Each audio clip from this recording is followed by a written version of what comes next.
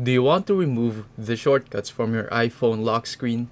You can easily customize and clear them in just a few steps. Those shortcuts, like the flashlight or camera, can be useful, but if you don't use them, you can remove or replace them.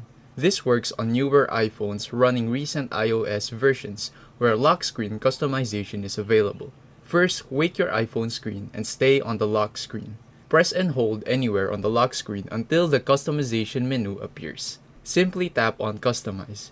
Now look at the bottom of the screen where the shortcuts are, like the flashlight or camera icons. Tap on one of the shortcuts, then choose the minus icon to remove it. Repeat the same step for the other shortcut if you want both removed. Once you're done, tap Done in the top right corner to save your changes. Now your lock screen will no longer show those shortcut buttons. And that's it.